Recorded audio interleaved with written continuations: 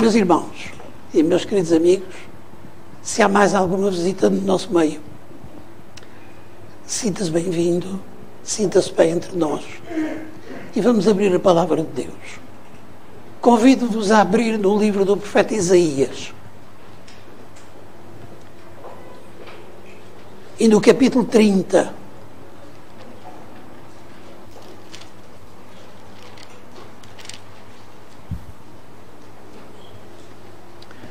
Isaías capítulo 30.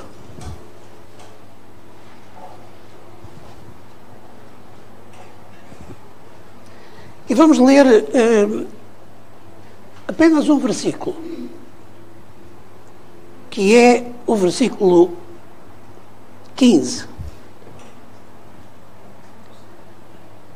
Porque assim diz o Senhor Jeová, o Santo de Israel: em vos converterdes e em repousardes estaria a vossa salvação. No sossego e na confiança estaria a vossa força. Mas não quisestes. Uma primeira observação que eu faço acerca deste versículo é que nas duas primeiras frases, Deus põe a forma verbal de uma forma aparentemente estranha. Provavelmente, eu achava, como humano que sou, que o texto deveria dizer-nos: em vos converterdes e em repousardes estará a vossa salvação. No sossego e na confiança estará a vossa força. Mas não foi isso que Deus disse. Ele usou um tempo verbal chamado condicional. Estaria.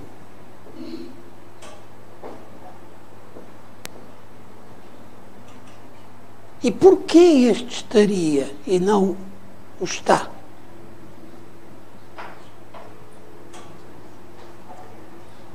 Em algumas versões está. Mas na verdade estaria. E por uma razão simples. Vamos ver isso no decorrer da nossa meditação. Há três elementos que estão aqui em destaque: a força, a salvação e a vontade. Falemos da salvação, que é, creio eu, o elemento básico e aquele que todos nós prezamos em primeiro lugar. Quem há aqui que ponha em causa ou que possa ser questionado sobre o seu desejo de salvação? Creio que ninguém. Todos nós desejamos ser salvos no último dia. Só que a salvação não é do último dia. Se estamos à espera do último dia para ser salvos, estamos no mau caminho. Porque a salvação é uma questão de hoje. Como está escrito na Epístola aos Hebreus: hoje, se ouvirdes a sua voz, não endureçais os vossos corações. E hoje, porque como dizia um hino que antigamente existia no nosso cenário, que infelizmente deixou de estar, e assim dizia: o amanhã não sei se vem. Portanto, salvação é uma questão de hoje. Não nos preocupemos, ou não pensemos, perdão, que podemos fazer como fez o imperador Constantino, dito que aceitou o cristianismo, mas que o aceitou de uma forma muito interessante. Eu sou cristão, mas não me batizo, porque daqui até à minha morte ainda vou cometer muitos pecados. Portanto, quando eu estiver para morrer, então batizo-me. uma boa maneira de viver o cristianismo segundo ele.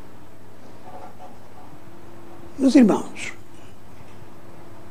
a salvação depende, em primeiro lugar, do elemento que aparece também, em primeiro lugar, em vos converterdes. Todos sabemos que conversão significa transformação. Isto na química, na vida diária, em qualquer aspecto da nossa existência, conversão significa transformação. Converter uma gricela numa pessoa mais forte é uma forma de conversão. O contrário também é verdade. Converter um elemento químico noutro é também a mesma coisa. Transformar. Ora, na vida cristã, nós, na verdade, temos que colocar a conversão como o elemento básico.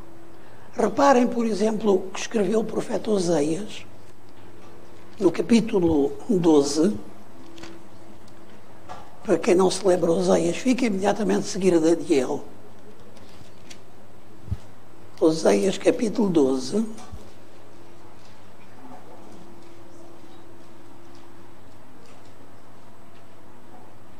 Versículo 6, diz ele: Tu, pois, converte-te ao teu Deus, guarda a beneficência e o juízo, e em teu Deus espera sempre.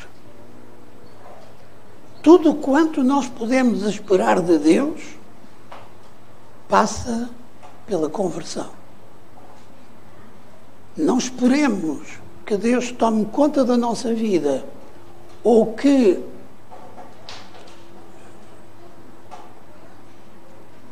nos aceite sem que passemos pela conversão. Convida-nos, chama-nos, mas não podemos ser dele enquanto nos não convertemos, enquanto nos não transformarmos. Há transformações mais rápidas, outras mais lentas.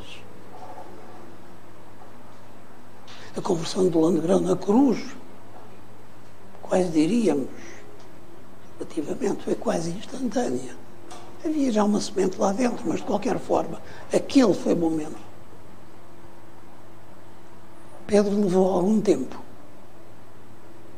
E é interessante que algumas das últimas palavras que Jesus lhe dirigiu pessoalmente foi: quando te converteres, confirma a teus irmãos. Não tenhamos dúvida que a conversão é um processo. É uma aceitação, mas que depois tem de progredir através de uma progressiva transformação da vida. Aquilo a que nós chamamos santificação. Mas o primeiro passo é a conversão. Jesus, em São Mateus capítulo 18, disse o seguinte, São Mateus capítulo 18, versículo 3, em verdade vos digo que se não vos converterdes e não vos fizerdes como meninos, de modo algum entrareis no reino dos céus. Sempre a conversão. Esta transformação de vida é muito bem expressa. Não vamos ler pelo apóstolo Paulo quando escreve aos Gálatas e quando põe em contraste o fruto do Espírito com o fruto da carne, com as obras da carne. E este contraste é perfeitamente claro no que representa uma verdadeira conversão. É uma mudança radical de práticas, de hábitos, de gostos. Não fruto. Este é um aspecto que nós muitas vezes descuramos, ou pelo menos pensamos erradamente. Eu tenho que mudar a minha conduta para poder aproximar-me de Jesus. A isso nós chamaríamos salvação pelas obras.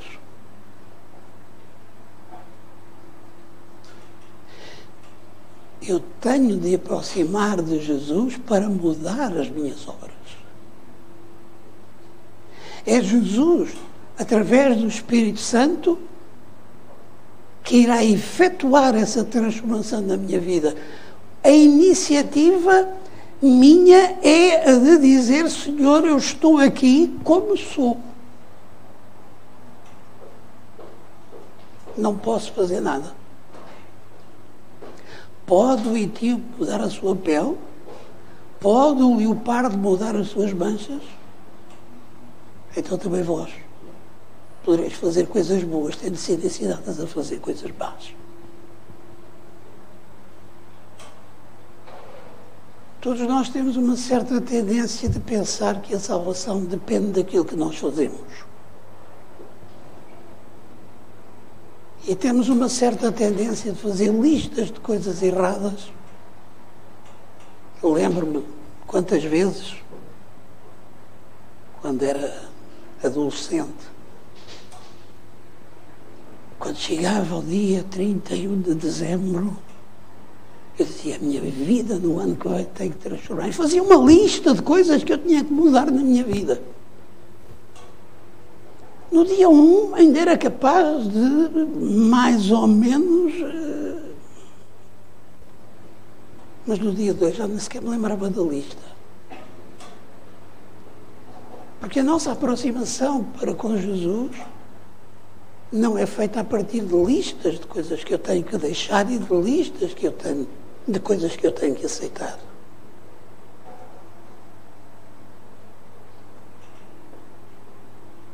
A minha aproximação de Jesus é apenas e tão só ter a coragem, que é preciso coragem, não tenham dúvidas,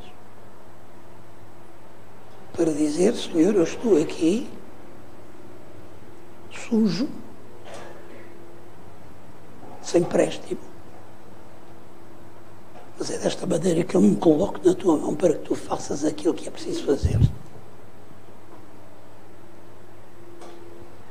Um pastor evangélico que foi durante vários anos o capelão do Senado norte-americano tinha um sermão com o título Orar é perigoso. É evidente que um pastor que chega perante uma congregação e diz: meus irmãos, olhem que orar é perigoso. Estou convencido de dizer assim: ele não deve estar a raciocinar muito bem. Orar é perigoso. É perigoso. E ele explicava porquê. Se Deus muitas vezes fosse responder exatamente àquilo que nós estamos a pedir, e às vezes Deus faz isso, íamos ter surpresas bem desagradáveis.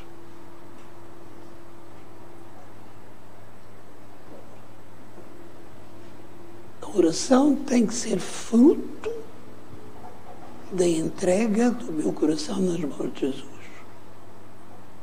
Para chegarmos ao momento de podermos dizer, como São Paulo: não sou eu que vivo, não sou eu que vivo, é Cristo que vive em mim. Este é o resultado da conversão. Já não sou eu que decido, porque eu entreguei todas as coisas na mão de Cristo. Entreguei-lhe a minha vida. Conversão é isto. E precisamos de coragem para poder fazer. Mas para isso, Deus também não pede que avancemos no vazio, que avancemos no escuro. Já mencionei isto, creio que mais do que uma vez, desculpar-me-ão, mas um autor de umas meditações matinais de há vários anos atrás dizia: Deus não pede que eu saia do meu iceberg que se está a afundar até ter a certeza que eu troco por terreno firme. Entendem isto? O iceberg é evidente que é precário. Mas é melhor estar no iceberg do que estar no mar. Agora, se eu tiver terra firme ao lado, serei louco se não sair do iceberg para saltar para a terra firme. Mas Deus não me pede que eu avance no escuro.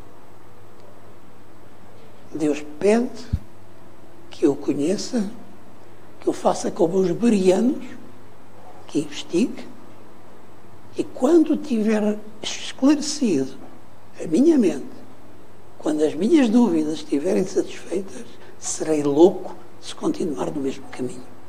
Isso é conversão. O segundo elemento que o profeta menciona, ou que Deus menciona por intermédio do profeta, é o repouso. Em vos converterdes e em repousardes. Quando falamos de repouso, é evidente que podemos estar a falar de coisas bem diferentes. Certa vez um jovem da igreja de Lisboa não apareceu de manhã na igreja. E eu fui perguntar ao pai e disse: que é feito o Zé? O Zé diz que ficou em casa a passar um sábado deleitoso. Ficou a repousar. É desse repouso que estamos a falar. É evidente que o repouso físico é importante. É evidente que o nosso organismo necessita de repousar. Não podemos ter uma saúde em condições se não dermos ao nosso organismo o repouso que realmente ele necessita. Mas atenção que, vivendo nós num mundo de barulho, de velocidade, de pressa, experimentem numa rua de uma grande cidade irem calmamente passeando pela rua. Se não levarem 1 ou 2 encontrões por cada passo que derem, estão com muita sorte. Porque tudo anda com pressa. Vi há dias este é outro aspecto do repouso. Vi há dias uma fotografia muito interessante de um grupo de turistas a fazer um passeio numa gôndola em Veneza. Nunca fui a Veneza, mas dizem que é uma cidade bonita, que andar pelos canais que é muito interessante. E lá ia o gondoleiro levando a sua gôndola por os canais. E os nossos amigos turistas agarrados ao telemóvel, todos eles.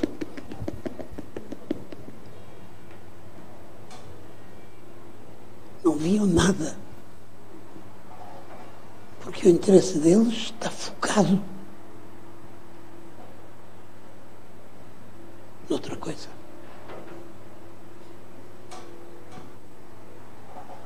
O repouso implica desligar daquilo que está à nossa volta. O repouso implica tranquilidade interior. O subproduto da ausência de repouso é o ruído. Um estudo feito há algum tempo atrás demonstrou que, por causa do ruído, 50% nas salas de aula que estão sujeitos a ruídos exteriores com alguma intensidade, 50% da instrução ministrada pelos professores perdia-se por causa do ruído.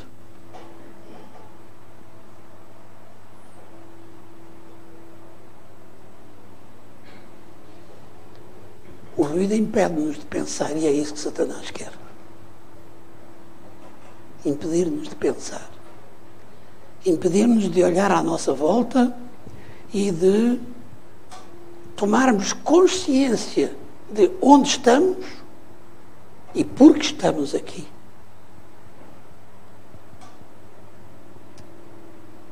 Certa ocasião, Jesus virou-se para os discípulos e disse, vós conhecem o texto, vim daqui à parte e repousai um pouco.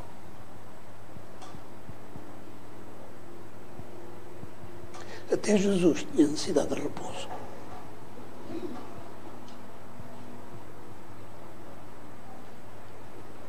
E o salmista disse, aquietai-vos. Lembra-se o resto do versículo?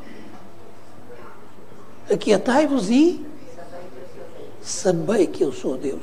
Como é que nós podemos conhecer Deus vivendo numa agitação constante?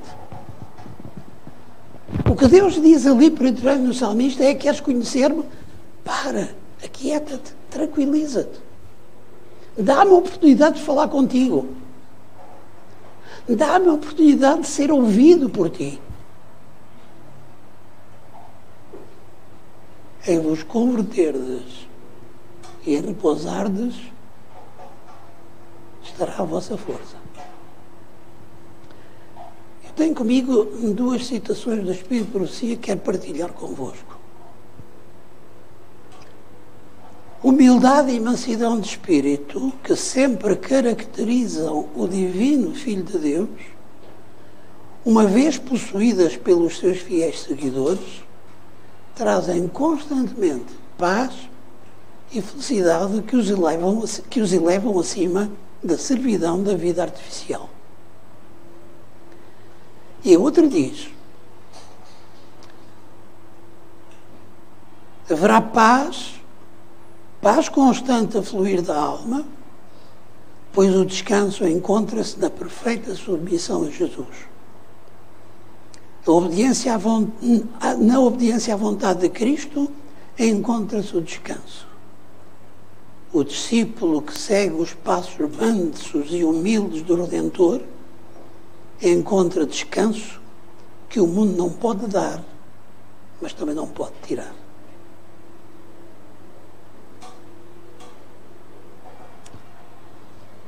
A segunda parte do texto fala, em primeiro lugar,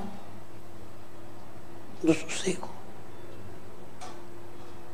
Então, mas repouso e sossego não são a mesma coisa?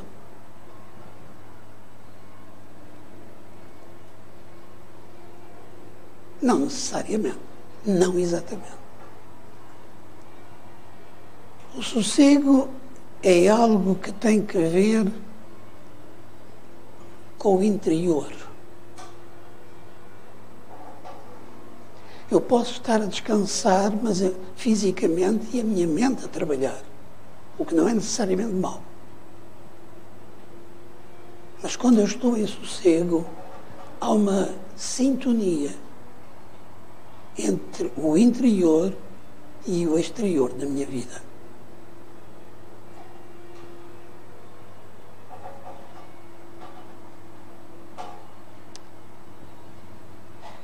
Sabemos que hoje é difícil encontrar o sossego.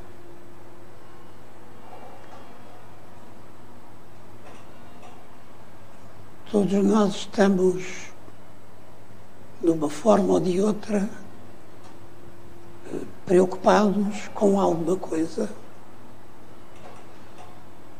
agitados por dentro, porque estamos a fazer uma coisa, mas já temos a pensar naquilo que temos que fazer a seguir.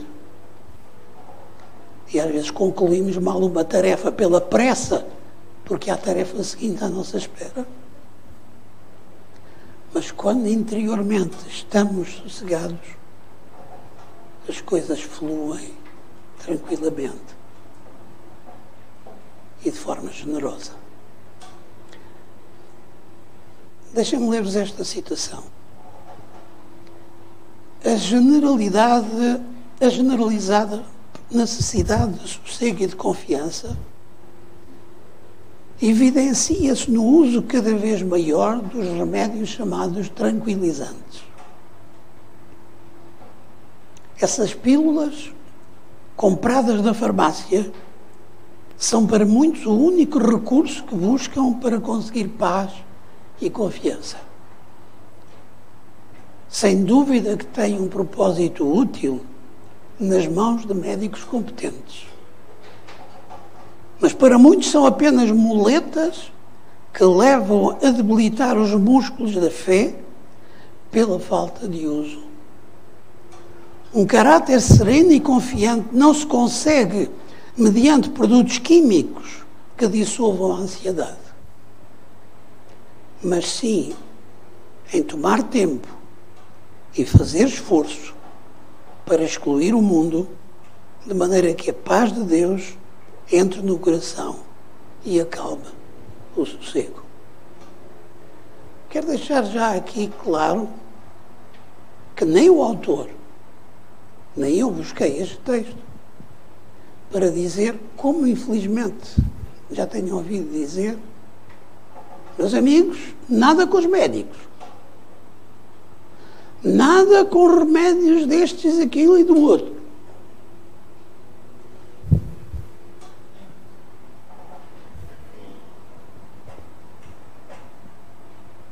O mal não está muitas vezes no medicamento, mas está no uso e o abuso que fazemos dele. Ou o mau uso que fazemos dele. Se por razões concretas a minha vida não está em paz, e eu sei porque é que a minha vida não está em paz, não é com um comprimido tranquilizante que vou resolver o problema.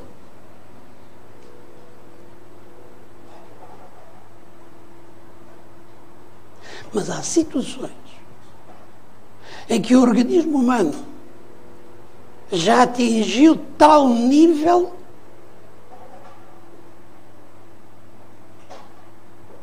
que a ajuda medicamentosa torna-se necessária.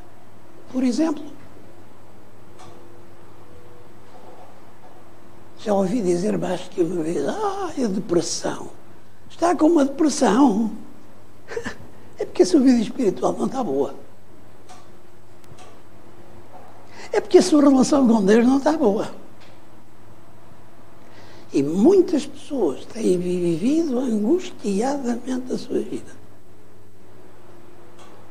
com uma depressão profunda, que se tornará depois parte definitiva da sua vida, porque já depois não será possível combatê-la, apenas porque lhe meteram na cabeça que isso é resultado de uma má condição espiritual. Pode ser, mas também pode não ser. O organismo humano tem falhas e pode deixar de fabricar determinadas substâncias cuja ausência provocam a depressão. É necessário que de fora esse elemento seja introduzido no organismo. Sejamos coerentes, sejamos racionais, não nos coloquemos na posição daqueles que dizem irmão White fala contra as drogas, portanto eu não vou à farmácia comprar drogas. Sabem de que é que estão a falar? Sabem quais eram as drogas que eram usadas no tempo de irmão White? Mercúrio e arsénico.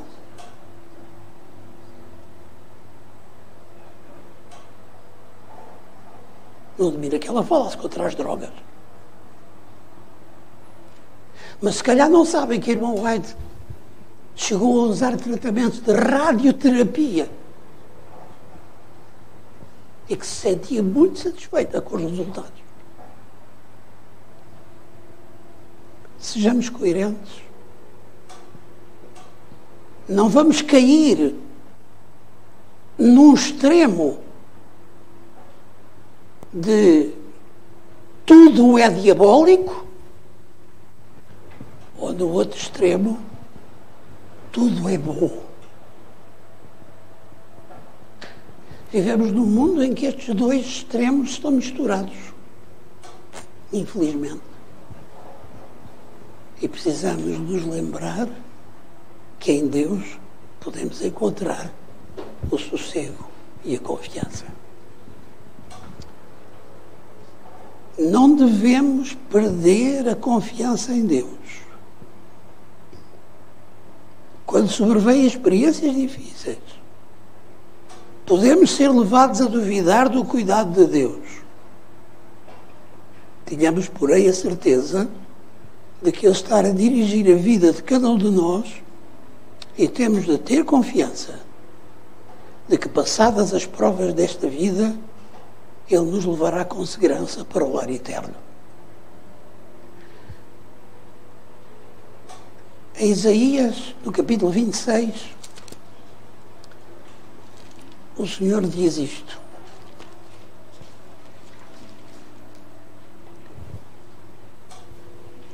Versos 3 e 4. Tu conservarás em paz aquele cuja mente está firme em ti, porque ele confia em ti.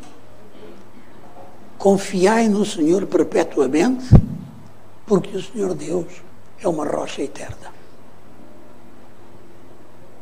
E se eu associar aqui a este texto uma frase do profeta Malaquias, em que ele diz, porque o Senhor não mudo, então esta promessa feita por intermédio de Isaías continua tão válida hoje como no tempo de Isaías. Quero terminar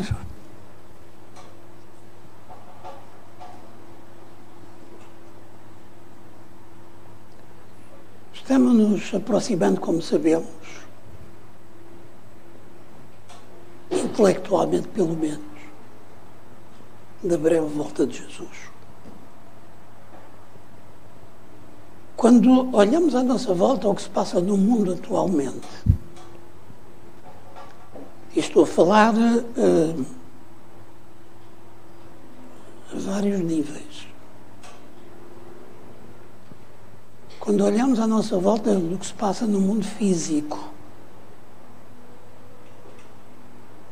quando olhamos à nossa volta e vemos o que se passa no mundo moral,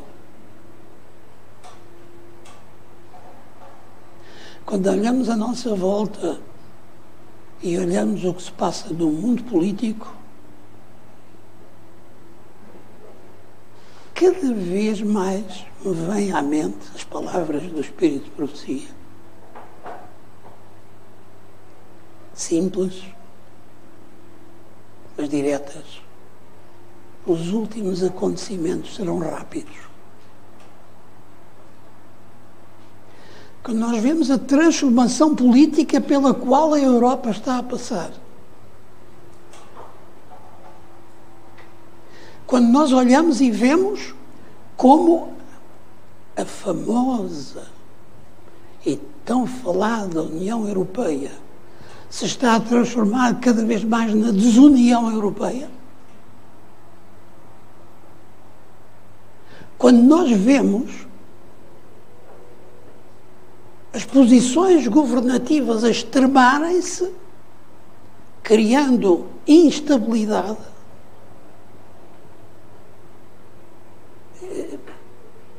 eu não quero que os irmãos saiam daqui temerosos, mas eu quero que tenhamos consciência do que se passa à nossa volta. No próximo ano vai haver uma série de eleições europeias.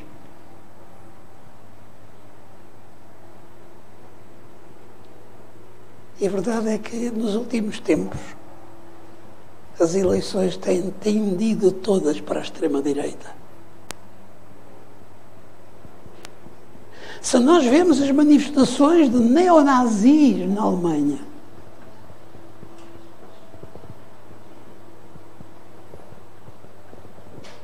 etc. Basta olharem à vossa volta, não perderem muito tempo com as notícias, mas prestarem alguma atenção para não sermos apanhados desprevenidos.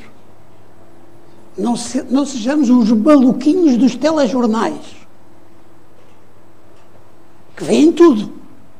Vem no canal 1, vem no canal 2, vem no canal 3, no 4, nisto, naquilo, naquilo outro. E ainda vão ver aos estrangeiros. Não precisamos. O essencial não precisa de muito tempo. Mas estejamos atentos ao que se passa à nossa volta, meus irmãos. Estejamos atentos a que os últimos acontecimentos serão rápidos e que as transformações a que este mundo em que vivemos vai ser sujeito vão ocorrer com uma rapidez tal que nos vamos surpreender. E Deus nos uma. Onde nós pegamos neste texto de Isaías, no capítulo 30, verso 15, em vos converterdes, em repousardes, estaria a vossa força, a vossa salvação, perdão. No sossego e da confiança estaria a vossa força. Vamos ser surpreendidos. Meus irmãos, não há dúvida que quando nós pegamos neste texto, vem a tal estaria. É porque tudo isto é muito bonito, mas tem um problema muito complicado.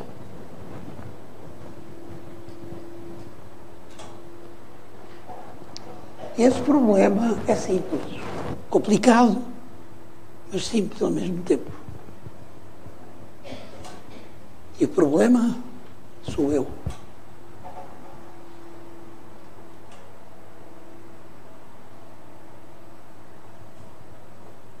Se Deus usou aqui o estaria, é porque depende de mim.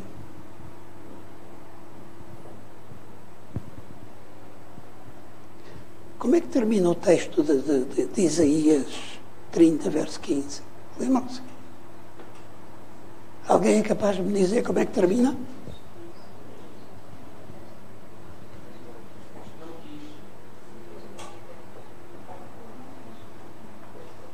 De quem depende ter paz, confiança, tranquilidade, sossego?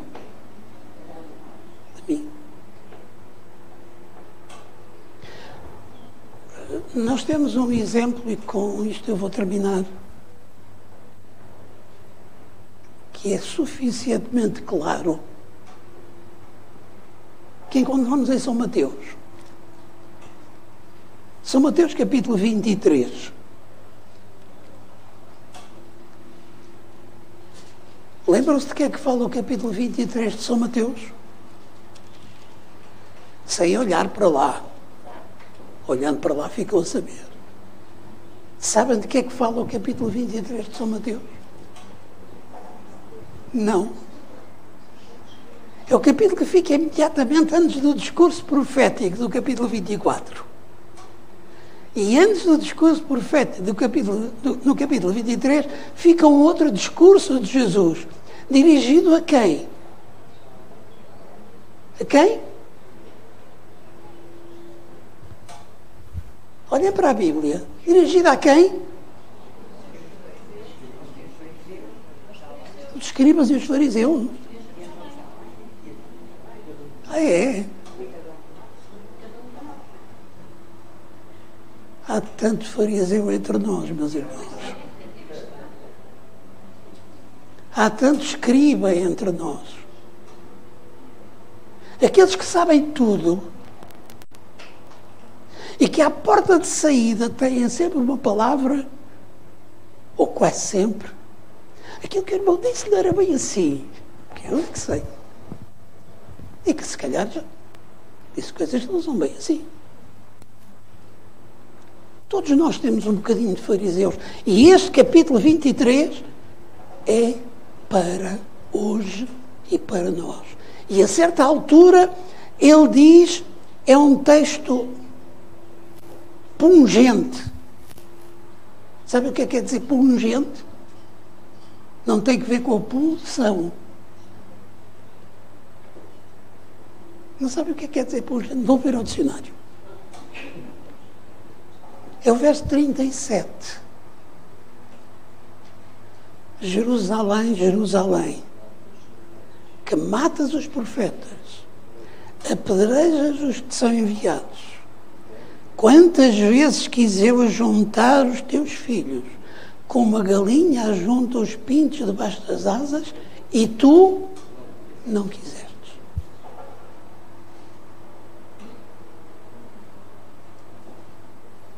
E tanto que não quiseram, que um pouco mais adiante, não queremos este rei, nós queremos César como nosso rei. E que o seu sangue caia sobre nós e sobre os nossos filhos. Esta rejeição total e absoluta levou o povo de Israel, o povo judeu, a ser o que é. Não significa que não haja salvação para os judeus. E há muitos judeus, pela graça de Deus, que aceitam Cristo como Salvador. Pela graça de Deus. Mas significa que deixou de ser o povo escolhido. Essa designação de povo escolhido passou para aqueles que são filhos de Abraão segundo a promessa. E nós dizemos isso, somos nós.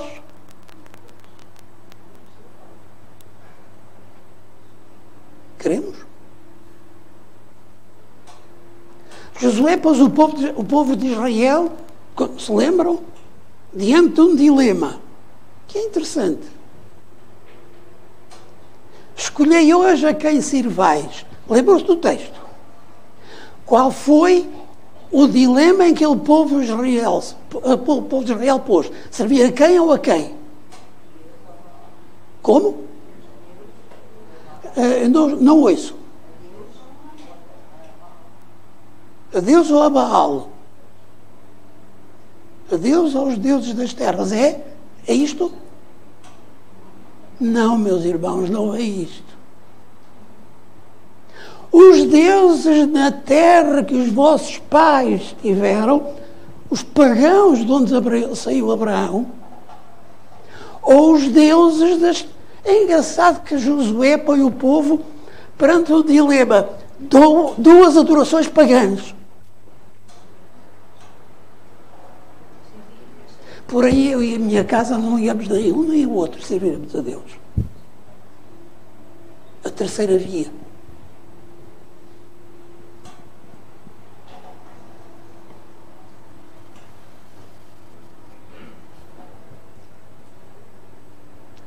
Às vezes nós somos ainda hoje colocados perante esse mesmo dilema.